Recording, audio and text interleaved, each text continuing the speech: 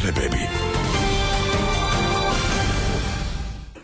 მოგესალმებით, დღეს სამშაბათია FM 102.4-ზე ეთერშია თქვენი უფლებები, ჟურნალისტი ია დანელიასთან და ორ არაჩვეულებრივ სტუმართან ირაკლი ყანდაშვილსა და იაგო ხუჩიასთან ერთად. ბატონი ირაკლი ყანდაშვილი ადვოკატო პროფესიული განვითარების ცენტრს წარმოადგენს, ბატონი იაგო კი საჯარო რეესტს.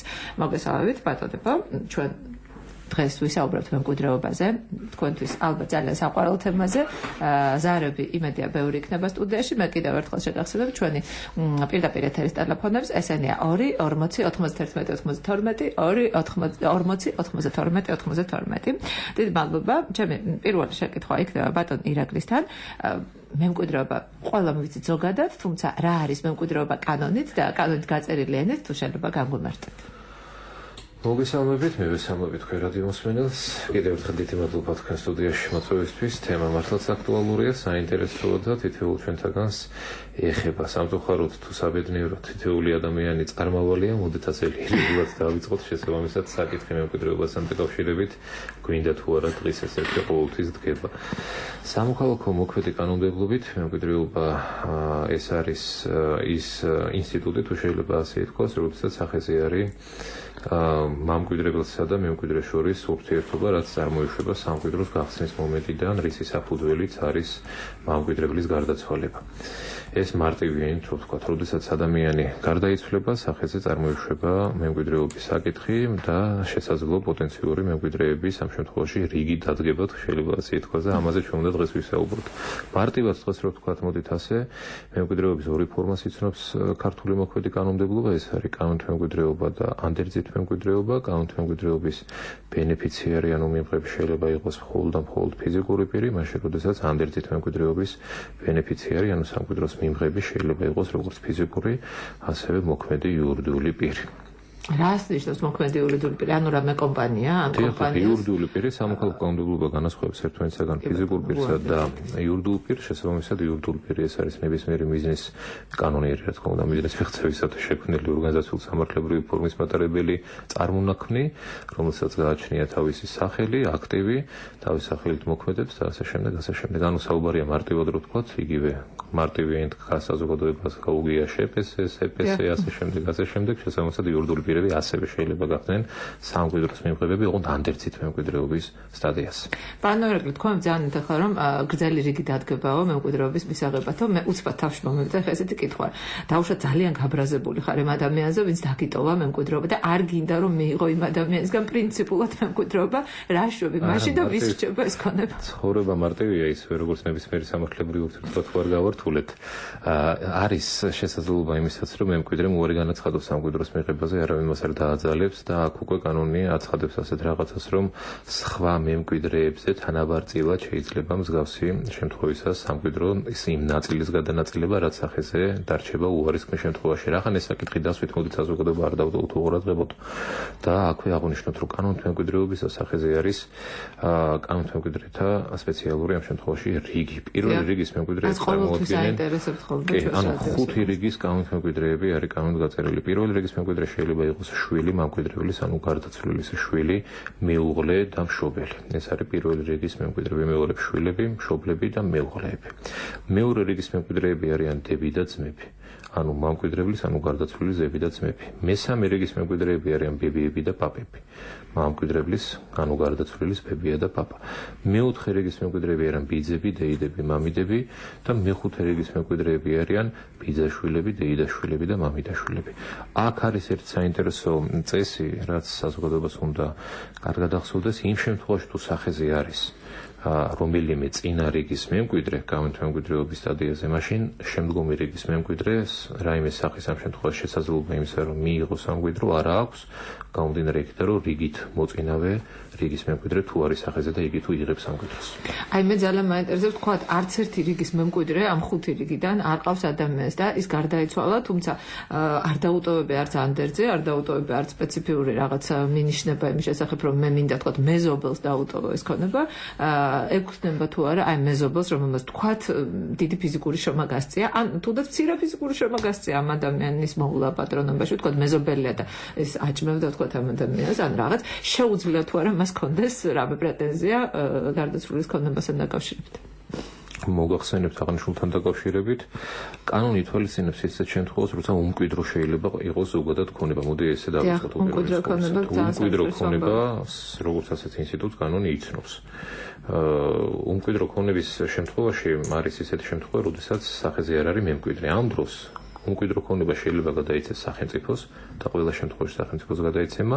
არის გამონაკლისი იმისანა შემთხვევისა, როდესაც პირის გარდაცვალების შედეგად მემკვიდრებელს დარჩა გარკვეული სახის სიკეთე, აქცია, მაგალითად, რა ისა თუ ის აქტივი სამიწარმეო სუბიექტში, ამ შემთხვევაში ეს უმკვიდრო ქონება ამ კონკრეტული სამიწარმეო სუბიექტის ამ შემთხვევაში შემადგენელ სამკვიდროს წარმოადგენს და არა სახელმწიფოს.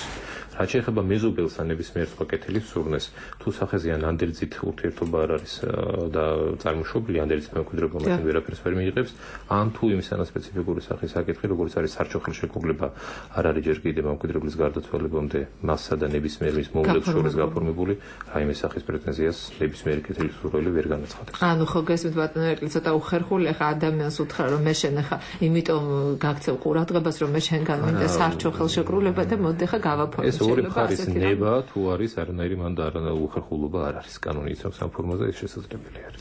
ბატონო იაკო, მე მაინტერესებს ესეთი რამ, თქვა გარდაიცვალა ადამიანი, მას არ ქონდა დაწერილი ანდერძი და დარჩა საკმაოდ დიდი თქვა იგივე ინტელექტუალური ქონება და არ წავდა პირველი მეორე რიგის მემკვიდრეები. სახელმწიფო და აღმოაჩინა სახელმწიფო რომ მას აქვს ან აქციების დიდი რაოდენობა, ან აქვს რაღაცა ინტელექტუალური სამართალში რაღაცა გამოგონება და თქვა წლების შემდეგ ამ გამოგონებამ სოლიდური თანხები მოიპოვა. სად მიდის აი ეს თანხა? სახელმწიფო ეძებს თუ არა მესამე, მეოთხე, მეხუთე რიგის მემკვიდრეებს თუ უბრალოდ ის რჩება სახელმწიფოს საკუთრებაში? მოგესალმებით თქვენს მაყურებლებს. რაც შეეხება ამ საკითხთან დაკავშირებით, საკითხიც ჩემს მიმართ დაისვა. დაახლოებით გასცა ირაკლიმ საკმაოდ ღრმა და მომწურავი პასუხი ამ ამბავს და მე არ მაქვს სურვილი რომ წინააღმდეგობა გაუწიო დებატების რეჟიმიც რო იყოს დავნებდებოდი ნამდვილად. თუ სააქციო საზოგადოების თემაა და ანუ კომპანიაში წილებს და ასე შემდეგ ამბავს ეხება, ეს კომპანიის საკუთრება ხდება, შეიძლება ითქვას და კომპანიის სხვადასხვა მოწილეებს შორის გადანაწილდება, ითქვა ეს უკვე და აღარ გავიმეორებ. ხოლო რაც შეეხება სხვა რაღაცას, თუ ქონება არის უპატრონო, არ ყავს მას არანაირი პირველი, მეორე, მესამე და მეხუთე რიგის მემკვიდრეები, ამ შემთხვევაში ქონება ითვლება სახელმწიფო საკუთრებად ზოგადად. ხა მე ნამდვილად ვერ გეტყვით სახელმწიფო დადის და ეძებს თუ არა ამნაირ ქონებებს. კარგ საინტერესო. არა, მე სიმართლე გითხრათ, ესეთი სამსახური რომელიც უპატრონო ქონებებს ეძებს, ესეთი სამსახური ბუნებაში არ არსებობს. მეც რაღაცა ძალიან რომანტიკულ ფილმებს ეთყობა უყურებს ჩვენ ამერიკულებს, სადაც აი უცბად მოდიან და შენ ხარ რაღაცა ძალიან ღატაკი და გეუბნებიან, რომ აი თქვენ მიიღეთ ქონება და კაცმა არც იცის ვისი ქონება მიიღო. ეს ცოტა სხვა შემთხვევა, ეს არის, როდესაც მეხუთე რიგის მემკვიდრე მაინც ხარ ამ დროს. სახელმწიფო არავის არაფერს არ ჩუქნის ზოგადად, იშვიათ შემთხვევას თუ არ ჩაფრით. ხა რაც შეეხება როგორ შეიძლება სახელმწიფო მიპოვოს ესეთი ქონება, ანუ სახელმწიფო როგორ შეიძლება უცბად გამდიდრდეს. შესაძლებელია მაგალითად ვიღაც ადამიანი იყოს დაინტერესებული ამ ქონების შეძენით. მაგალითად ვიცი რომ უპატრონო ქონება არის ჩემი სახლის გვერდზე და მე მინდა ის იყოს ჩემი საკუთრება და უნდა ვიყიდო ახლა სხვა გზა არ არის, მემკვიდრეობა არ მაქვს, არ მიდგინდება არაფერი და არც უფლების ამადასრული დოკუმენტი არ მაქვს. ვერც დღევანდელ გადაცემის სათაურში მოხსენებულ მართლმსაჯულობაში ან არამართლმსაჯულობაში გავდივართ. ამ შემთხვევაში ჩვენ მივმართავთ სახელმწიფოს, რომ აი ეს ქონება თუ შეიძლება გადმომეცეთ საკუთრებაში. ამ დროს შეიძლება სახელმწიფო დაფიქრდეს იმაზე, რომ ეს მისი ქონებაა. იმიტომ რომ სახელმწიფო ვალდებულია გარემოების გამოკვლევის პრინციპიდან გამომდინარე მოიძიოს ინფორმაცია ამ ქონებაზე. თუ აღმოაჩინა რომ ეს არის კონკრეტული ადამიანის საკუთრებაში არსებული ან მფლობელობაში არსებული ექპიროში აღარ ცხოვს გულის ამ შემთხვევაში ქონება ის ვალდებულია დაეწყოს პროცედურები ამ ქონების მომკვიდროდ გამოცხადების და მხოლოდ შემდეგ განახორციელოს მისი პრივატიზაცია. ანუ ახალ შემძენზე, ახალ მსურველზე მისი გადაცემა მხოლოდ და მხოლოდ ამ გზით. ეს არის ის ფორმა, როდესაც სახელმწიფომ შეიძლება მოულოდნელად აღმოაჩინოს, რომ რაღაცა ეკუთვნის. ესე იგი, რა საინტერესო რამ არის? შეიძლება ადამიანი გარდაიცვალოს, დარჩეს არაჩვეულებრივად სოლიდური სახლი, არ ყავდეს მემკვიდრეები და ეს სახლი იყოს და იყოს იქამდე, ანუ ერთ დღეს ვიღაც მეზობელი არ გადაწყვეტს, რომ სახელმწიფოს შეახსენოს, რომ შენი ჭირება არა, მე ერთი მაგალითი თქვი, შეიძლება სხვა მაგალითებიც იყოს ბევრი, მაგალითად კომუნალური გადასახადს არ იხდის ვიღაც, იმიტომ რომ არ არის მესაკუთრე არავინ არ ყავს და ნუ შესაბამისად ეს კომპანიები დაინტერესებული დაინტერესდნენ ამის ბედით, იმიტომ რომ თავიანთი კუთვნილი თანხა მიიღონ და აქედან მივიდნენ იქამდე რომ აი უბრალოდ სხვა დაინტერესებული პირი გამოჩნდა. ეს უბრალოდ ერთ-ერთი მაგალითი ვთქვი, იმას არ ნიშნავს რომ ეს ერთადერთი მაგალითი. აი ასეთი უმკვიდრო ქონება შეიძლება თუ არა გავიდეს აუქციონზე, თუ აქვს რაღაც პირველი შეძენის რაღაცა мотиваცია კი არა, მაპატეთ, აი როგორ თქვა არც ვიცი, რომ უპირატესი უფლება პირველადი შეძენის, ვთქვათ, რომელიღაც მეზობელს. არა, ასეთ როგორც ძალიან ახლოს ცხოვრობს, ვთქვათ, იმ ქონებას, აი საფრთხე. არა, ესეთ რაღაცა ტერიტორიული პრინციპი არსებობს ადმინისტრაციულ სამართალში, მაგრამ ამას არ ნიშნავს. ამიტომ ისა რო გითხრათ, რომ აი უპირატესობა გააჩნია ამ შემთხვევაში ვიღაცას, ასე არ არის. შესაძლებელი ადამიანი საერთოდ არ ცხოვრობდეს ამ ქვეყანაში და ელექტრონული აუქციონის მეშვეობით იქიდან უცხოეთიდან შეიძინოს უძრავი ქონება და საერთოდ არ კონდეს. იცით ეს რატო შეგეკითხეთ, იმიტომ რომ ძალიან ხშირად რადიოს ვენელი კითხულობს ხოლმე ასეთ რაღაცას, ეთყობა კომუნისტურ კანონმდებლობაში იყო ასეთი რამ, პირველი შეძენის უფლება, ანუ უპირატესი უფლება ჰქონდათ ვიღაცებს, ხო? და ეს კანონი ეხლა არის გაუქმებული, აი ამას ვაკონკრეტებ. ეს კანონი ნაწილობრივ შეცვლილია, მე არ ვიტყოდი რომ გაუქმებულია, უბრალოდ ამ შემთხვევაში არც არასდროს არ ვრცელდებოდა. არც არასდროს არ ვრცელდებოდა. კარგით, ბატონო ირაკლი. მე ძალიან მაინტერესებს უღირსი მემკვიდრე ვინ შეიძლება იყოს და რას ნიშნავს უღირსი მემკვიდრეობა და რა შემთხვევაში დგება აყენებს თქო კანონი პასუხისმგებლობას ამ ადამიანისა. მოგახსენებთ კიდევ ერთხელ დაუბრუნდეთ ამ აქტუალურ საკითხს უღირს მემკვიდრეობასთან დაკავშირებით კანონი იცნობს ინსტიტუტს უღირსი მემკვიდრისა, კერძოდ უღირსი მემკვიდრე არის ნებისმიერი ის პირი, ვინც მამკვიდრებლის, ანუ კიდევ ერთხელ დავაზუსტოთ, მამკვიდრებლის არის გარდაცვლილის უკანასკნელების აღსრულებას განზრახ უშლიდა ხელს და ნების საწინააღმდეგოდ მოქმედებდა. აი კერძო მაგალითი თუ შეიძლება რომ უფრო მარტივად გაიგოს ჩვენ რადიოს ვენალმა. აი მაგალითისათვის მამკვიდრებელმა გადაწყვიტა რომ განახორციელოს ამ შემთხვევაში გარკვეული სახის საანდერძო აქტი შეადგინოს, რა ის შესახებაც იცის მემკვიდრემ და გარკვეული თავისი ხრიკებით, უკანონო გზებით რა თქმა უნდა, ხელს უშლის იმ კონკრეტული ნების გამოვლენის საშუალებას იმ ანდერძში, რასაც მემკვიდრებელი მიზნად ისახავს. ან გარკვეული სახის ურთიერთობას უფუჭებს იმ პოტენციურ ანდერძით მემკვიდრეს მემკვიდრებელთან, რაც საბოლოო ჯამში გამოვლინდება. ანუ მარტივად რო ვთქვათ, კანონი განსაზღვრავს შემთხვევებს, როდესაც პირი, რომელიც საბოლოო ჯამში უღირს მემკვიდრე უნდა იყოს, ხელს უნდა უშვილდეს მემკვიდრებლის საბოლოო ნების გამოვლენას, რათა ამის ხარჯზე საკუთარი წილი გაზარდოს. ამისთანა ფაქტი თუ დადგა დღეს ეს რიგში და გამოვლინდა, მაშინ მემკვიდრებელს ამ შემთხვევაში გარდაცვლილ პირს აქვს იმისი უფლება ან თავისივე სიცოცხლეში დააფიქსიროს პოზიცია იმასთან დაკავშირებით, რომ ეს კონკრეტული მემკვიდრე უღირს მემკვიდრედ უნდა იქნეს ჩათვლილი, ან საბოლოო ჯამში სამკვიდროს ამ შემთხვევაში გახსნის შემდგომ იმ კონკრეტულმა მემკვიდრემ, რომელიც დაუშვათ გამოავლენს ფაქტს იმ შესახებ, რომ სხვა მემკვიდრემ აღნიშნული ხერხებით და გზებით მიიღო კონკრეტული ოდენობა სამკვიდრო მასისა, მიმართოს სასამართლოს და სასამართლო არის ერთადერთი კომპეტენტური უფლებამოსილი ორგანო, ვინც არის უფლებამოსილი პირი უღირს მემკვიდრედ ცნოს. თუმცა ვიმეორებ, ეს არის უკვე მტკიცების საკითხი, კერძოდ უნდა გამოვლინდეს ჩემს მიერ უკვე აღნიშნული უღირსი მემკვიდრეობის წინა პირობები, რასაც მხოლოდ და მხოლოდ სასამართლო ადგენს. თუმცა მოდით აქ ჩვენ გავმარტოთ რამდენიმე მე ვიცი ბატონო ირაკლი რომ ძალიან ძნელია სასამართლო ძალიან უჭირს ხოლმე უღირსი მემკვიდრის არა სასამართლო საზოგადოებას ხანდახან წარმოუდგენია რომ არის რაღაც სანართულ პროცედურებთან დაკავშირებული, მაგრამ იმ შემთხვევაში თუ სახეზე არის სწორი მიდგომა საკითხისადმი პროცესუალური ნორმების სრულყოფილი დაცვა და რაც მთავარია მხარეს მტკიცებულებები უმაგრებს ზურგს, არაფერი არ არის რთული და ამეთანხმება ბატონი იაგოც და ნებისმიერი ამ შემთხვევაში საკითხის დადებითად შესაძლებელი გადაწყვეტა შეიძლება.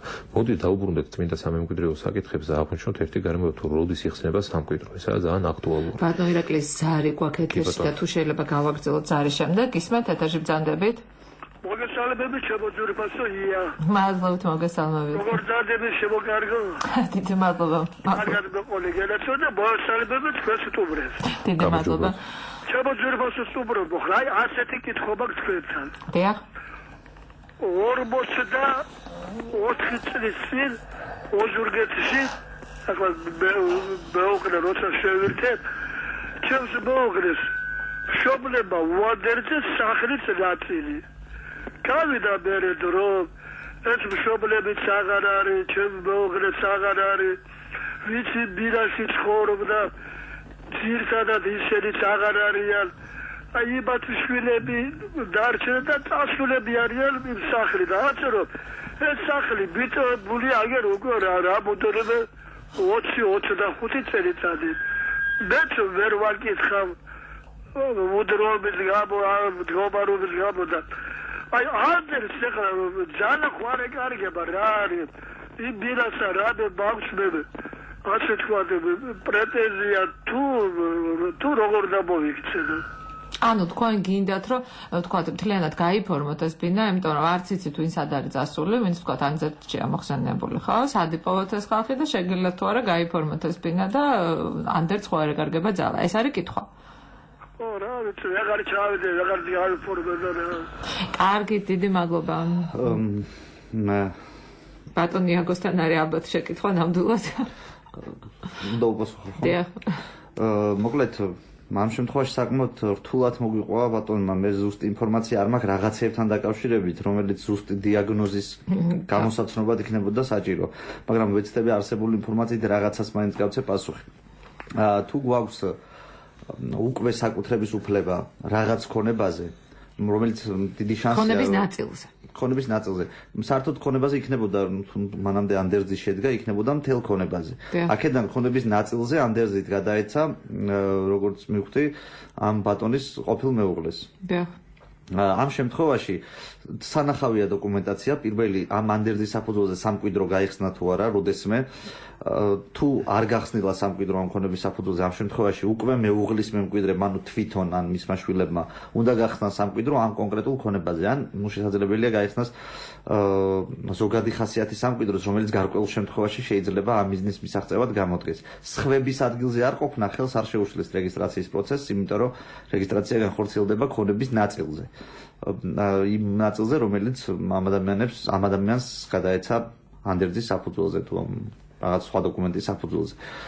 ეს არის სამწუხაროდ რაც შემიძლია უთხრა, ეს არ არის ზუსტი კონსულტაცია, ბუნებრივია მესმის, მაგრამ მაშინ სხვა შემთხვევაში უფრო ზუსტად რო წავიდეთ წინ გარკვეული ტიპის დოკუმენტაციის უფრო ზუსტად დახასიათებთ. ბატონო, აი ბატონო ძანა რომ ნაწილიო, ვისაც ეკუთვნოდა ეს სახლი, არ არიან საქართველოს წასულები არიან, ნუ ქონების 25 წელი რო სახს არ მიხედა, მოგეხსენებათ სულად არის საქმე. აი მდგომარეობა ეს ადამიანები შეიძლება თუ არა ვთქვათ, აი ვერ პოულობდე დანარჩენ მემკვიდრეებს და მაინც შენ სახელზე გაიფორმო ეს ქონება, თუ წარმოუდგენელი ასეთი წარმოუდგენელი არ ვიცი, შეიძლება არაფერი არ იყოს, იმიტომ რომ გარკვეულ შემთხვევაში სასამართლო გზებიც არსებობს თავის შემთხვევაში, როდესაც ადამიანის აუცილებლად ხდება გადაწყვეტილების მიღება. უბრალოდ ამ შემთხვევაში ცოტა რთულად მეშვენება ეგ ამბავი და არ მგონია რომ ეს საფრთხე იდგეს, იმიტომ რომ თუ სამკვიდროში დაწერილია, სამკვიდრო მოწმობაში ან ანდერძში ჩაწერილია, რომ გაცემულია ეს დოკუმენტი ქონების რაღაც ნაწილზე, 1/2-ზე ან 1/13-ზე ან რაღაცაზე, ბუნებრივია გამცემი ორგანო და შესაბამისად მარეგისტრირებელი ორგანო ამ გარემოებას ყურადღებას მიაქცევს და ნუ შესაბამისად გაითვალისწინებს იმას, რომ მთელი ქონება არ არის ერთი ადამიანის საკუთრება, ქონების რაღაც ნაწილთან გვაქვს საქმე და ამიტომ იმ ნაწილს, რომელზედაც ჯერ პატრონი არ გამოჩენილა, დატოვებს საკუთრების უფლების რეგისტრაციის გარეშე. დიდი მადლობა, კლაუს არ გვაქვს ეთერში, გისმენთ ეთერში ბრძანდებით. დიახ, შეიძლება ასეთი კითხვა დავწერო. მეუღლეები ცხოვრობდნენ გარკვეული პერიოდი ერთად. დიახ. შემდეგ მოხდა ისე, რომ ქალბატონმა დატოვა მეუღლე და წავიდა, მაგრამ განქორწინება არ აქვს. დიახ. დაუშვათ მემკვიდრეობაზე აქვს ასეთ პიროვნებას რაიმე პრეტენზია და მისცემს მას სახელმწიფო და კანონი ამას საშუალებას რომ თავის მემკვიდრეობა აღიდგინოს ამ შემთხვევაში და მიტოვებული ყავს მეუღლე. მადლობთ ბატონო ირაკლი, ძალიან საინტერესო შეკითხვაა და აღნიშნულს კანონი არეგულირებს საკანონმდებლო ამ შემთხვევაში აქტის, ანუ სამოქალაქო კოდექსით არის გათვალისწინებული შემთხვევა, როდესაც მეუღლეებს შორის სამკვიდროს გახსნამდე 3 წელი ფაქტობრივ შეწყვეტილია თანაცხოვრება და ცალ-ცალკე ცხოვრობენ. მაშინ სასამართლოს გზით შეიძლება მემკვიდრეობის ჩამორთმევა. მე ახლა ამ თეზას დაუბრუნდები, მაგრამ მანამდე უნდა მათქვევინოთ ის, რაზეც შევჩერდით, რომ მე აღხსნათ ეს რა ინსტიტუტია. როდის იხსნება სამკვიდრო? სამკვიდრო იხსნება მამკვიდრებლის გარდაცვალებისთანავე. ან მემკვიდრებლის სასამართლოს გზით გარდაცვლილად გამოცხადებისთანავე. ანუ სამკვიდროს გახსნა ნიშნავს იმას, რომ ადამიანი გარდაიცვალა. ხშირია შემთხვევა, როდესაც საზოგადოება ურევს სამკვიდროს გახსნას და სამკვიდრო მოწმობის აღებას. ეს სხვადასხვა ცნებებია. სამკვიდრო მოწმობის აღების წინაპირობაა პირის გარდაცვალება და სამკვიდროს გახსნა. ანუ ვიმეორებ, სამკვიდრო იხსნება გარდაცვალებისთანავე ან პირის გარდაცვლილად გამოცხადებისთანავე სასამართლოს გზით. გარდაცვალების შემდგომ, ანუ სამკვიდროს გახსნის შემდგომ ითვლება სწორედ აი ეს 6 თვე, რასაც თქვენ ბრძანებთ, ეს არის ის პერიოდი, რა პერიოდშიც მემკვიდრეებმა უნდა თავიანთი ამ შემთხვევაში არსებობის შესახებ განაცხადონ სანოტარო ბიუროს მიმართონ, დააფიქსირონ, დაადასტურონ, რომ არიან მემკვიდრეები და 6 თვის თავზე გაიცემა ამ კონკრეტულ განცხადებელზე სამკვიდრო მოწყობა. რასაც ბატონი იაგოც ბრძანებდა, გააჩნია სამკვიდრო ამ შემთხვევაში სრულ ქონებაზეა, ნაწილზეა თუ ასე შემდეგ და ასე შემდეგ. შესაბამისად, თუ შეკითხვა რაშიც მდგომარეობდა, რომ დაუბრუნდეთ ჩვენ რადიო მსმენელის კითხვას, თუ არის ისე, რომ სამკვიდროს გახსნამდე, ანუ თუ გარდაიცვალა ერთ-ერთი მეუღლე და მაგალითში როგორც ჩანს გარდაიცვალა, მაგრამ ქორწინებაში, რეგისტრირებულ ქორწინებაში მას მაინც დარჩა. არა, მე ვფიქრობ, ეს შეიძლება გამისცა, რომ არ გარდაცვლა უბრალოდ ორივე ცოცხალი. სამკვიდროზე ვერ ვისაუბრებ, თუ ვინმე გარდაცვლილი არ არის. მე ამიტომ დავშეკეთ საბჭოთა. არა, მე თუ დარჩებაო რამე. თუ დაუშვათ ჯერ დაშორებულები არიან და უკვე 3 წელია გასული, მაშინ გამოდის, რომ როცა ღმერთი ინებებზე გარდაიცვლება ის მისი მეუღლე 3 წელზე მეტი თუ არის გასული, მაშინ ფაქტობრივად დაშორებულები არიან, იურიდიულად არა. ხო, აი იურიდიულად თავისთავად არ არიან. ამას მოგბრძანება ვამბობ სწორედაც, რომ პირი გარდაცვალების შემდგომ და გარდაცვალებამდე თუ მეორე მეუღლეს ან იგი ფაქტობრივ იყო 3 წელზე მეტი ვადით ფაქტობრივ განქორწინებული, ანუ ფაქტობრივად ერთად დაცხოვრობდნენ და როგორც კანონიებობს თანაცხოვრებას არ ეწეოდნენ, საერთო მეურნეობას არ ეწეოდნენ, მაშინ ის მეუღლე, რომელიც დაბრუნდება 3-5 წლის მერე და იტყვის ეს ჩემი ყოფილი რა დღევანდელი ჩემი მეუღლეცა გარდაიცვალა და აი ქორწინების მოწმობა და მინდა გავხდე მემკვიდრეო, აი იმ გარდაცვლილ სხვა მემკვიდრეებს გააჩნია რომელი რიგის პირველი რიგის შეიძლება იყოს ან მეორე რიგის ან ნებისმიერ სხვა აქვთ უფლება იმისა, რომ სასამართლოს მიმართონ ადასტურონ, რომ მემკვიდრებელთან მეუღლე ფაქტობრივ 3 წელზე მეტია არ ეწეოდა თანაცხოვრებას, ეს უკვე მტკიცების საგანია და ეს ფაქტები თუ დადასტურდა, მაშინ აღნიშნულ მსგავსი ტიპის მეუღლეს არანაირი სამკვიდროს მიღების პოტენციური პრაქტიკული შანსიც არ აქვს კანონიდან გამომდინარე. დიდი მადლობა, კვლავ ზარი გვაქვს ეთერში, გისმენთ ეთერში ბრძანდებით. ალო? ალო? გისმენთ ეთერში ბრძანდებით ბატონო? გამარჯობათ. გამარჯობათ.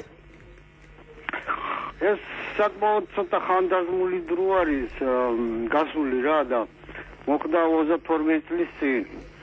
დედაჩემმა მე ანდედით გადმოცა უძრავი ქონება, შეგახსენებთ რომ დედაჩემი იყო მეორედ გათხოვილი რა და მას ყავდა 2 გერი. დიახ. ხო და დედაჩემის გარდაცვალების შემდეგ ამ გერებმა მე დამიწყეს დავა და ერთ-ერთი გერი წამოვიდა მორიგებაზე ჩემთან და შეისყიდა რა ეს უძრავი ქონება. რა თქმა უნდა ნასყიდობა გაფორმდა. ეხლა იმის შემდეგ მას ძმა გარდაეცვალა და მე ძვიშვილები ედავებიან ამას მემკვიდრეობას და მე რა მაინტერესებს მას შემდეგ რაც მე დედაჩემმა მე გადმომცა მემკვიდრეობა თავისი მემკვიდრეობა ხო იკარგება მემკვიდრეობა მას შემდეგ რაც მე იმათ მივყიდეს ეს მაინტერესებს. მადლობ, მე ვფიქრობ. რამდენად კანონიერია რომ ედავებიან ეს ძვიშვილები ეხლა ამას მემკვიდრეობას ედავებიან რა უბრალოდ. მან ხო იყიდა ჩემგან და რა და მემკვიდრეობა ფაქტიურად ჩემი აზრით გაუქმებული უნდა იყოს. მადლობთ, ალბათ ბატონო იაგო გიპასუხებს ამ კითხვაზე. ხო, რასაც ახლა ბატონი ბრძანებს, რომ საკუთრება წარმოიშვა არა მემკვიდრეობის ნიადაგზე, არამედ ნასყიდობის ხელშეკრულების საფუძველზე, ეს გვაძლევს ის საფუძველს, რომ ამ შემთხვევაში სხვა დავა ამ ქონების მემკვიდრეობასთან დაკავშირებით იმ ადამიანთან, ვინც შეიძინა და ვინც ფული გადაიხადა ამაში, არ უნდა იყოს წესით, თუ რა თქმა უნდა ხან დოკუმენტაციით სხვა რაღაც არ დგინდება ისეთი და ადამიანმა შეიძლება უბრალოდ ერთმანეთში შინაურულად გადაიხადეს ფული ზოგადად, რომ ოღონდ შენ არ მედაო და მოდი მე ამდენს გადაგიხდი. ეს სხვა საკითხია. ეს სამართლებრივი რეგულირების ჩარჩოში ცოტა ნაკლებად ჯდება და იტოვებს საშუალებას, რომ ამ ქონებასთან დაკავშირებით სხვა დროსაც დავა წარმოიშვას. მადლობთ ბატონი, ალბათ თვითონ გაარკვევს, აღიდგინა თუ არა მან, ხო? მემკვიდრეობა დედისგანან მიიღო თუ არა ესე, თუ რაღაცა შინაური გარიგება იყო, ეს თვითონ ეცადინება. მადლობთ, ზარი გვაქვს ეთერში, ისმენთ ეთერში ბრძანდებით. გამარჯობათ. მემკვიდრეობის შესახებ საუბრობ. დიახ. მე ვარ აფხაზეთიდან დევნილი. დიახ. და მემკვიდრეობას ვერაფერ შვილებს ვერ უტოვებ. სამწუხაროდ ბაბუა ჩემი დევნილი იყო, პლასტუნკაში ცხოვრობდა სოჩაში. 20 წელია ვთხოვ ბინას ერთი. იცით რამე და თქვენ ახლა ვერაფერს ვერ გადამიწყვეტთ, მაგრამ მაინტერესებს, შეიძლება თუ არა შევიტანოს სარჩელი სახელმწიფოს წინააღმდეგ. ტრადიცი მოთხოვნა. ჩემს ინტერესს. მოთხოვნა რა გაქვთ ხალბატონო? ხუთის თუ არა ერთი ოთახი რო ჩემ შვილებს. მე უკვე დაუტოვო, მე უკვე ასაკში ვარ და რაიმე დაუტოვო ჩემ შვილებს. ამდენი წელია ვითხოვ ყველა მინისტრთან, ყველა ინსტანციაზე, სამწუხაროდ ნათესავებთან ვიცხოვრე და რამდენი 20 წელი ვინ გაცხოვრებს სხვასთან. შემიძლია თუ არა საიმე მივიღო, ვითხოვ რამ გავალ გარეუბნებში წავალ, მხოლოდ ზღვის ნაპირზე. არ შემიძლია ახლა აღმოსავლეთში არ ვიგვიცხოვრია არასოდეს ჩვენ. და მინდა რომ შევიტანოს სარჩელი და ვის მიმართ და ვინ დამაკმაყოფილებს, ვინ დაიცავს ჩემს ინტერესებს, ეს მაინტერესებს. პირველ რიგში თქვენ ალბათ უნდა მიმართოთ ტოლთა და განსახლების სამინისტროს ხალბატონო, სახელმწიფო რაც შეეხება საკუთრებაში გადაცემას, სახელმწიფომ გარკვეულ შემთხვევაში გადასცა იძულებით გადაადგილებულ პირებს საცხოვრებელი ფართები, რომელიც მათ ჰქონდათ დაკავებული ამ წლების განმავლობაში. ეს ხალბატონო, ეხა ნახეთ როგორ სევდიანი ზარი. ამბობს რომ მე ვცხოვრობდი აქამდე ნათესავებთან, არ შევჭრილ ვარ სადღაც სასტუმროში, არ დამიკავებია რაღაც, რომლიდანაც მე გამოვასახლეს ეს ხალხი, ხო? ყველა შეჭრა არ იყო, ზოგიერთი თვითონ სახელმწიფოს თანხმობით იყო შესახლებული კონკრეტულ. კი ბატონო, ანუ ამდენი წელიო სახელმწიფო მე არ შემეწუხებია ჩემი არსებობით და ახლაო მაქვს თუ არა უფლება თუნდაც ერთი ოთახი მოთხოვა სახელმწიფო. პირდაპირ ესეთი ვალდებულება სახელმწიფოს რო გადასცეს ამ ხალხს საკუთრებაში ქონებები, როგორც ჩემთვის ცნობილია, სახელმწიფოს არ გააჩნია. მე არა ვარ სახელმწიფოს იმ ორგანოს წარმომადგენელი, რომელიც ამ საკითხებს განაგებს შეიძლება ითქვას და მაინც ურჩევდი რომ სანამ სასამართლოში წავიდო და მიმართოს ტოლთა და განსახლების სამინისტროს. დიდი მადლობა. აი ასეთი ხალბატონო რეგულაციის გზები და თუ ტოლთა და განსახლების სამინისტრო მოთხრა უარი შეიძლება რომ სასამართლოს მიმართოს ამ ხალბატონმა სახელმწიფოს წინა. ამ ხალბატონს მე როგორც ვთქვი გადაწყვეტილი აქვს სასამართლოში მიმართვა და მე ამ შემთხვევაში ვუთითებ იმ ორგანოს რომლის წინააღმდეგადაც უნდა მიმართოს თავისი სასარჩელო მოთხოვნა თუ რა თქმა უნდა ეს რაღაცას დაიწყოთ ხალბატონო. მე არ შევდივარ დავაში რამდენად საფუძვლიანი იქნება ეს მოთხოვნა. ეს ამ შემთხვევაში არის რა თქმა უნდა მეც დავამატებ თქვენი ნებართვით ბატონი იაკო აბსოლუტურად მართალია როდესაც ბრძანებს რომ ეს არ არის ამ შემთხვევაში პირდაპირ სახელმწიფოსთან განმოსათხოვის საკითხი და რატო ნახეთ აქ ჩვენ დღეს საუბრობთ მემკვიდრეობაზე და სწორი იყო იაკოს შეკითხვა რის საფუძველზეო სამკვიდროს საკითხი ეს არ დგას ხის ეს რიგში რა თქმა უნდა აბსოლუტურად თანაბუგრძნობ ხალბატონზე ყველა ჩვენ გვესმის მისი ყოფა და მძიმე პირობები ეს ეჭვს არ იწვევს უბრალოდ ამ შემთხვევაში მას შეიძლება ჰქონდეს რაიმე სახის მოთხოვნა უნდა რა სამკვიდრო ურთიერთობებიდან გამომდინარე და აი რა სახის მოთხოვნა შეიძლება ჰქონდეს ეს ცოტა ვიწრო სპეციფიკური საკითხია რაც იძულებით გადაადგილებულ პირთა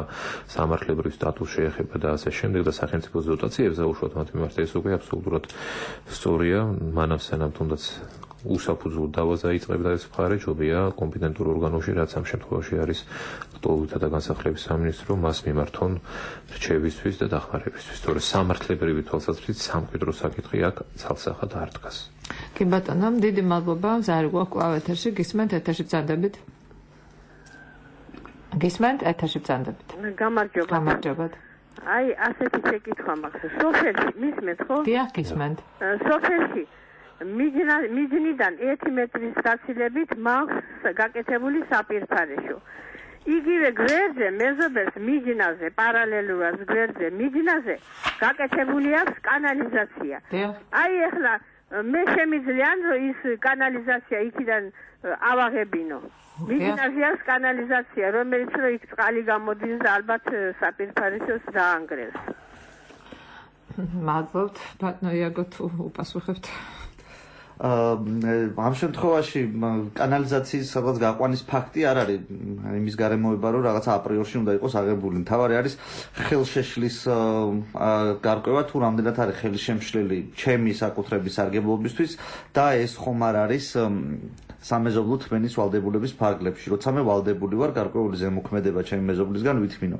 წმინდა წყლის შეფასებითი საკითხია, უნდა დაასაბუთოთ სასამართლოში ამ შემთხვევაში რომ ეს გაყენებთ თქვენ ზიანს და არ ჯდება სამეზობლო თმენის ვალდებულებაში და ამ ჭრილში უნდა იყოს ეს საკითხი ანხილული. ამ შემთხვევაშიც მემკვიდრეობასთან ეს კავშირი ნამდვილად არ არის და სასამართლოს კომპეტენციაა სავარაუდოდ. დიდი მადლობა ბატონო იაგო, მე ვიცი რომ საჯარო რეესტრს აქვს სიახლე. კერძოდ, არა მართლზომიერ საკუთრებასთან დაკავშირებით, როდესაც ადამიანს აქვს შეტანილი საჯარო რეესტრში რაღაცა გარკვეული დოკუმენტაცია, თუმცა გარდაიცვალა ეს ადამიანი, რა ხდება ამასობაში? მე ასე ვიცი თქვენი სიახლე და იქნება უფრო სხვანაირად არის. ცოტა დაგვიძველდა ეს სიახლე. მაგრამ ეს არის საშუალება, როდესაც ადამიანს გააჩნია მართლზომიერი მფლობელობის დამადასტურებელი დოკუმენტაცია. ეს არ არის საკუთრების დამადასტურებელი დოკუმენტაცია, ანუ არ არის ეს საჯარო რეესტრიდან ამ მონაწერი მაგალითად, რომლის საფუძველზეც მარტივად შეიძლება სამკვიდროს მიღება. ამ შემთხვევაში ეს ადამიანი გარდაიცვალა. მართლზომიერი საკუთრება, მართლზომიერი მფლობელობა, ტერმინოლოგიური უზუსტობა გვაქვს ამ შემთხვევაში. მართლზომიერი მფლობელობა ნიშნავს იმას, რომ ადამიანს მოდი ბოდიში ჩემ კოლეგა იურისტებთან ამ შემთხვევაში არაიურიდიული ენით მოყვები ამ ყველაფერს. კი ბატონო. ნიშნავს იმას, რომ მე მაქვს გარკვეული ტიპის უფლება, ანუ თვითნებურად არ ვარ სადღაც შეჭრილი და ისე არა ვარ, რომ არავისთვის არაფერი არ მიკითხავს. გარკვეული რაღაც ღონისძიებები იმისთვის, რომ ამ ქონებით მე სარგებლა როდესღაც გავატარე, უბრალოდ ან ბოლომდე არ არის ეს მიყვანილი, ან ბედის უკმართობის გამო ვინაიდან ჩვენ ცხოვრობდით საბჭოთა კავშირში, ვერ იქნებოდა მიყვანილი, იმიტომ რომ გარკვეული რაღაცები, მაგალითად მიწისნაკვეთი ვერ იქნებოდა საკუთრების უფლების ობიექტი. ამიტომ ასეთ შემთხვევასთან როცა გვაქვს საქმე, ეს ითვლება მართლზომიერ მფლობელობად. ეს არ ითვლება საკუთრებად. ხოლო მართლზომიერი მფლობელის გარდაცვალების შემთხვევაში სამკვიდრო მოწმობის გაცემის საფუძველი ვერ გახდება ამ მონაწერის საჯარო რეესტრიდან. ვერ გახდება. შესაბამისად მემკვიდრეობა წარმოიქმნება, ხო? ხო, ანუ მემკვიდრეობა წარმოიქმნება, ოღონდ ცოტა სხვანაირად წარმოიქმნება. ამ შემთხვევაში მემკვიდრეობის წარმოშობის საფუძველი უნდა იყოს ტექნიკური ინვენტარიზაციის არქივის მიერ გაცემული ცნობა და ხასიათება, ანუ ეს არის ის დოკუმენტი, რომელიც გაიცემოდა საბჭოთა და პოსტსაბჭოთა პერიოდის საქართველოში და არა მარტო საქართველოში, არამედ მის ფარგლებ გარეთაც, ეგრეთ წოდებულ ყოფილ მოძმე რესპუბლიკებში. ყველგან ასე იყო, ნაწილ ქვეყნებში ახლაც ეგრეა. და ამის საფუძველზე უნდა განხორციელდეს სამკვიდრო მოწმობის გაცემა. რატომ უნდა განხორციელდეს? ამის საფუძველზე უნდა განხორციელდეს, იმიტომ რომ თუ ამის შემდგომ არანაირი ღონისძიება არ განხორციელებულა, ეს ქონება ვერ იქნება გასხვისებული სხვა პირზე, ანუ ჩვენ დარწმუნებულები ვართ იმაში, რომ ეს არის დღესაც მემკვიდრეობის საკუთრება და ეს არის ზუსტად იმ ამონაწერის შემცვლელი დოკუმენტი ნოტარიუსისთვის, რომელიც გასცემს სამკვიდრო მოწმობას, რომლის საფუძველზეც მან ეს უნდა განახორციელოს.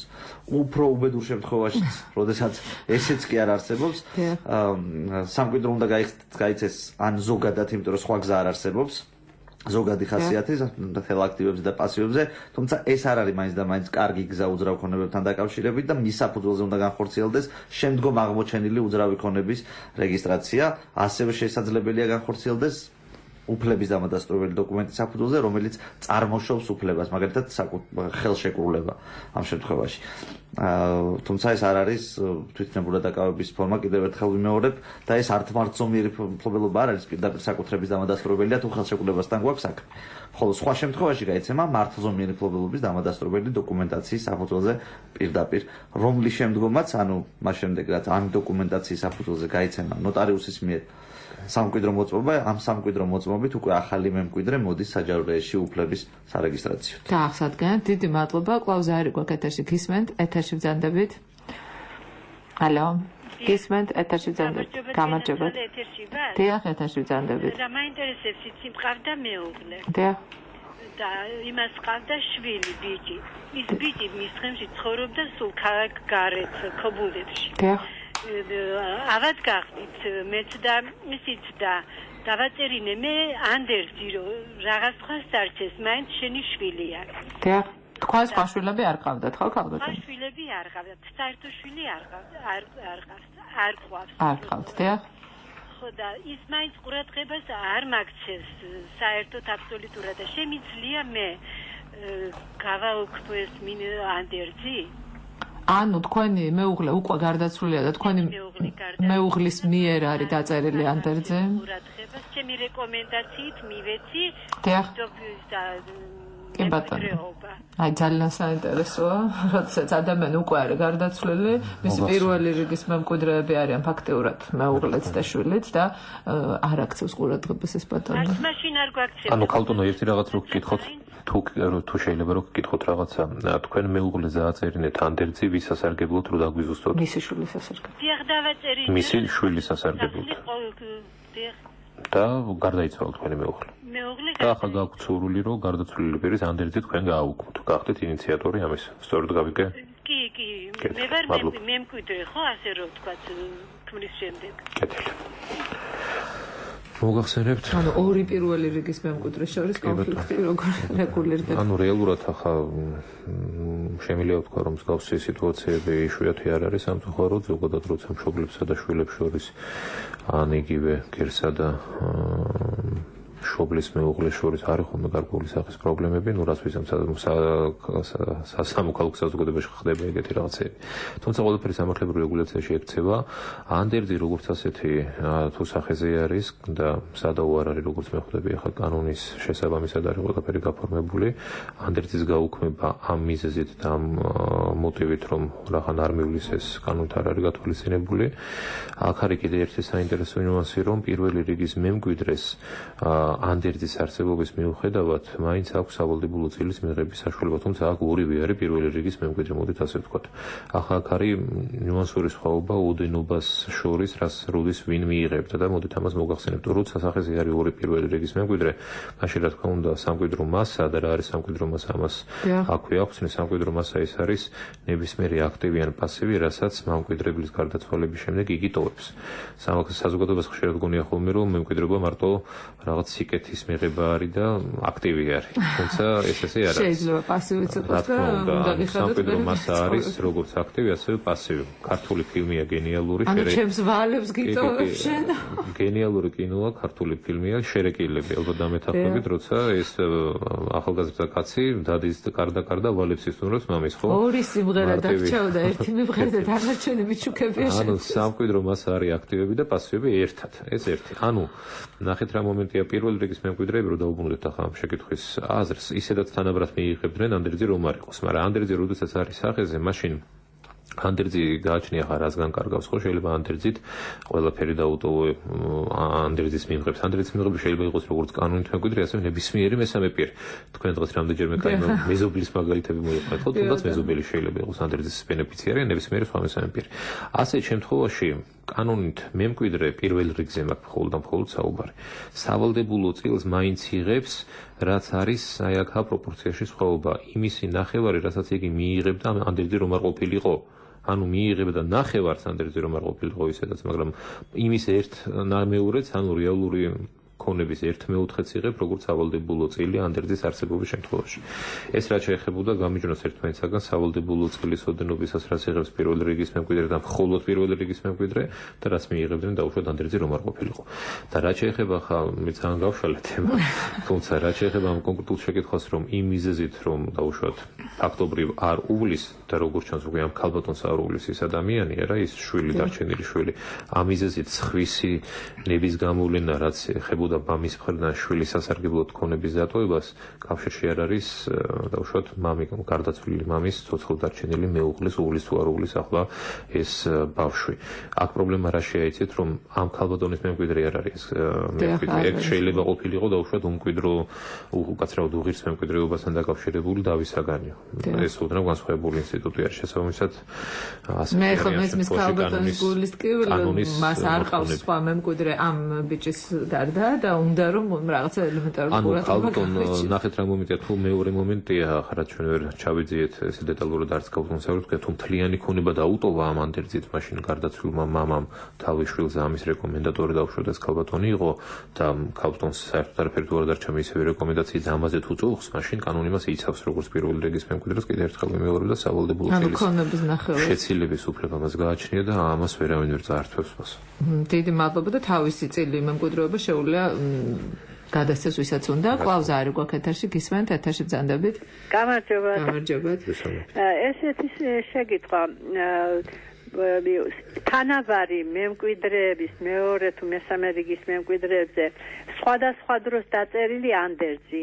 ესე იგი ადრე 20 წლის წინ დაწერილი ანდერძი. ანუ ჯერ დაიწერა ერთი ანდერძი, მერე გამოეცვალა აზრი ბატონს, თქვათ მემკვიდრეებს და მერე სხვა ანდერძი დაწერა. დიახ. რას უფლება აქვს პირველ ანდერძს აქვს რაიმე უფლება? ბატონო იაგო, თუ ბატონო ირაკლი, რომელსაც ქნებავთ? მოგახსენებთ, კანონი აღნიშნულ შემთხვევაში ითვალისწინებს არეგულირებს სამართლებრივი კუთხით. იმ შემთხვევაში თუ სახეზე არის რამდენიმე ანდერძი, იმ შემთხვევაში აქვს ბოლო ანდერძს უპირატესი იურიდიული ძალა, თუ იგი განსხვავებულ ნებას ავლენს. ან ნახეთ რა მომენტია, შეიძლება დაიწეროს რამდენიმე ანდერძი, მაგრამ ერთი ანდერძი შინაარსი იყოს ის, რომ დაუშვათ ჩემი ქონების ამ კონკრეტულ რაღაცას უტოებ პეტრეს, მაგრამ მე ვიტოებ უფლებას, რომ შემდგომ კიდე გადავწერო ანდერძი უკვე პავლეზე და სხვა რაღაცა დაუტოვო, რაც სულ არ არის შეხებულობაში პეტრეს სასარგებლოდ დაწერილ ანდერძთან.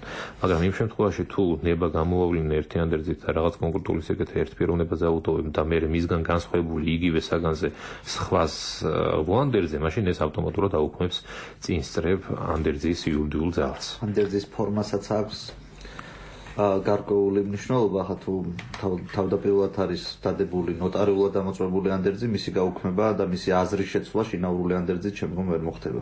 მხოლოდ ნოტარიული გზით ისევ, ხო? თუ ერთ და იგივე ქონებაზეა თქვა. ცალსახად ფორმა არც ყოფილა სადავო, თუმცა კანონი ამასაც ცალსახად არეგულირებს და ეს კარგია, რაც იცავს კიდეც მოანდერძებს. დიდი მადლობა და ბატონო იაგო, მე თქვენთან მაგ უკანასკენ შეკითხვა, თუ შეიძლება, აი ძალიან ისეთი ყოფით პრობლემაზე რო გკითხოთ, თქვა გარდაცვლილია ბებიაც, ანუ ვისიც არის ეს ტელეფონება და გარდაცვლილია მისი პირველი რიგის მემკვიდრე, მისი შვილიც. რანაირად იღებს შვილიშვილი ვთქვათ ამ ქონებას და შეიძლება თუ არა ვთქვათ პირდაპირ აი ბებიის სამკვიდრო მიიღოს პირდაპირ შვილიშვილმა და არა შვილმა. აქ ირაკლიმ დასაწყისში აღნიშნა ესეთი რაღაც, რომ ხო როცა რიგითობა განმარტა სამკვიდროს მემკვიდრეების რიგითობა როცა განმარტა, როდესაც პირველი რიგის მემკვიდრე არ არსებობს მის ადგილს ავტომატურად იკავებს მისი მეორე რიგის მემკვიდრე. თუ მეორე არ არსებობს, მაშინ მესმე და ასე შემდეგ. ანუ შესაძლებელია თუ არაო, აი ავტომატურად დავიკავოთ. ავტომატურად არაფერი არ არის შესაძლებელი. ყოველთვის ჭირდება რაღაცა პროცედურების გავლა ყველაფერს. მაგისტვის ვარსებობთ იურისტები ამ ქვეყანაში. სხვა ქვეყანაშიც. მაგრამ რაც შეეხება რიგითობის დაკავებას, გარდაცვალების ფაქტი, დადასტურებული ფაქტი პირველი რიგის მემკვიდრეების არის წინაპირობა ამისი ნამდვილად. დიდი მადლობა და კვლავ ერთი ზარი გვაქვს, ალბათ ბოლო ზარი ჩვენ გადავაცილოთ უკვე. გამარჯობათ. გამარჯობათ. გისმენთ, ეთერში ბრძანდებით. შემდეგ ამ ფილმზე არის გაფორმებული სახლი. დიახ. მე ვარ მისი ბრძალი და ყავს ერთი შვილი მემკვიდრე. დიახ. ჩემი ძმაი მაგალითად როგორ დაიცვალოს. დიახ. და მემკვიდრეს პირდაპირ გადავა ჩემი მოუღლე თუ რაღაც საბუთები უნდა. მადლობთ. ეს მაინტერესებს. მადლობთ. მოგახსენებთ ღერთვად დიდხანს გიმყოფოთ ხოლმე პირველი სკოლისა დედამთილი, მაგრამ თუ მოხდა ისე რომ დადგა დღის ეს რიგში მემკვიდრეობის საკითხი და გარდაცვალების ფაქტი შედგა, მაშინ მისი პირველი რიგის მემკვიდრე ამ შემთხვევაში თქვენი მეუღლე, თუ იგი არის ერთადერთი პირველი რიგის მემკვიდრე და სახეზე არ არის თქვენი დედამთილის ან მშობელი, ან მეუღლე, ანუ თქვენი მამამთილის სახეზე, მაშინ თქვენი შვილი, თქვენი მეუღლე, ანუ გარდაცვლილის შვილი იქნება ერთადერთი მემკვიდრე, ამისთვის საჭიროა რომ თქვენ გარდაცვალების ფაქტიდან, ანუ როგორც უკვე აღნიშნეთ, სამკვიდროს გახსნით და 6 თვის თავზე მიბრძანდეთ განაცხადი გააკეთოთ სამთავრო ბიუროში, ანუ თქვენმა მეუღლემ რა თქმა უნდა, რომლის საფუძველზეც უკვე 6 თვის თავზე გარდაცვალების დღიდან ნოტარიუსი ვალდებულია და გასცემს კიდეც თუ დადგინდა ფაქტი თქვენ დედამთილსა და თქვენ მეუღლეს შორის ზედაშვილური ურთიერთობისა, გასცემს სამკვიდრო მოწყობას, რის შემდგომაც მიბრძანდებით ბატონი იაგოს სადაც ბატონი იაგო მოღვაწეობს იმ ინსტიტუტში, კერძოდ საჯარო რეესტრის ეროვნული სააგენტოს ნებისმიერ 68 ტერიტორიულ სამსახურიდან ერთ-ერთში და მეთახვებით ხო ბატონი იაგო და დაარეგისტრირებს სამკვიდრო მოწყობის საფუძველზე უძრავი ქონება თუ სახეზეა თქვენი მეუღლე დაირეგისტრირებს დედის უძრავ სახლებში შეუძლია მიბრძანდეს სადაც ნახავს. ერთ დღეში შეიძლება დაარეგისტრირდეს. ეს საოცრად დიდ მადლობას მოგახსენებთ, ძალიან ნერვიულობს ჩვენი ხმის რეჟისორი და ჩვენი პროდიუსერი იმასთან დაკავშირებით, რომ დიდი ხანია გადავაცილოთ ჩვენ საეთერო დროს. ჩვენი გადაცემა კი ასეთი საინტერესო გამოვიდა, იმიტომ რომ ირაკლი ყანდაშვილი და იაგო ხვიჩია იყვნენ არაჩვეულებრივი იურისტები ჩვენი დღევანდელი გადაცემის სტუმრები, ორივე ბატონს დიდ მადლობას მოვახსენებთ. კარგად ბრძანდებოდეთ. მადლობთ. დაიცავით თქვენი უფლებები. ტალღაზე 102 და 4. ყოველ სამშაბათს 3-დან 4-მდე.